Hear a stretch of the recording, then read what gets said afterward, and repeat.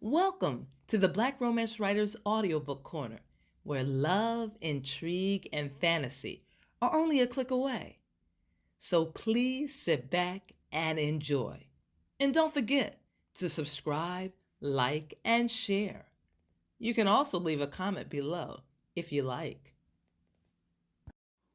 Scrubbalicious, written by Elizabeth Griffin, narrated by Elizabeth Griffin. This is a medical romance. Note from the author.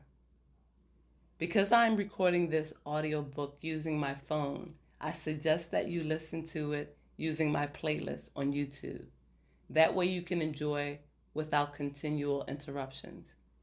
Prologue. It doesn't matter what I think. It's what my family decides. That's what counts. Do you not see that? Demanded Murari Varadaraj. Have you not learned that much by now? Aaron heard the words, felt his emotions, but could not respond. She stared at him, at his flawless face, his high cheekbones, his black eyes. Everything about him was perfect, or had been, until now. She scrutinized his movement. His arrogance stunned her. His tone of voice disarmed her. She did not recognize the man standing before her. The sky blue scrubs and the white lab coat were familiar, but he was a stranger. Not the microvascular fellow she had met 7 years ago. Not the brilliant doctor who had urged her to specialize in cardiothoracic medicine. And definitely not the man she had kissed good morning. Erin stiffened and straightened her posture. She listened. You have expected too much, assumed more than you had a right to, he said, catching her eyes with his and trapping them in a bold stare. Our relationship was never meant to be more than temporary. I have family obligations to fulfill. You know that. This had to be a joke, she thought. How else could she explain this madness? She couldn't. But if this was a gag, where was the humor? She heard no laughter, felt no comedic relief. The room was quiet, and there was no punchline. Unless she was it. Vile curse words filled her mouth, wrapped around her tongue. She wanted to release them. She wanted to strike back, to crush his haughty attitude, to bruise his ego.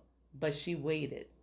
She did not want the situation to erupt into total chaos.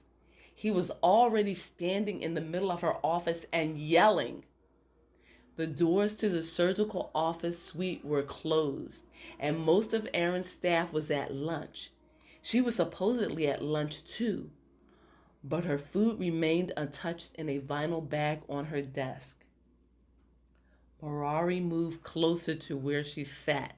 His expression was intense. I am Hindu, he declared, as though the information were news to her, as though she had not been his girlfriend for the past 3 years. I am expected to marry a woman within my own caste, a woman of similar status. I do not come from a family of farmers. My parents are not merchants. My bloodline runs blue. I come from royalty? She asked as the word popped into her head. She had no idea where it came from. I was going to say money, but both are true. I am a Yuvaraja, the youngest of 5 princes. The declaration brought a hysterical sound to Aaron's throat. It would have formed a laugh if the circumstances were different, but they were not. Here stood a man who had obviously tracked her down for a reason. A what? I am a prince of Varaja, a large province in northern India. She shook her head and rolled her eyes. This isn't funny, Murari. I do not have time for games. I have 2 surgical consultations scheduled, plus a cardiac procedure. It is true, Ari, he said, using the nickname he had given her years ago.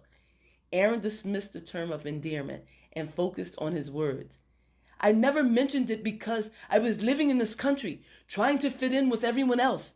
My total identity would have made that impossible. Do you remember all of the security last month?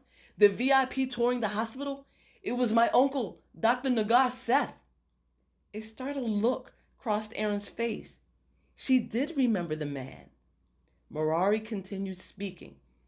He attended the opening ceremony of the Neuronal Research Pavilion.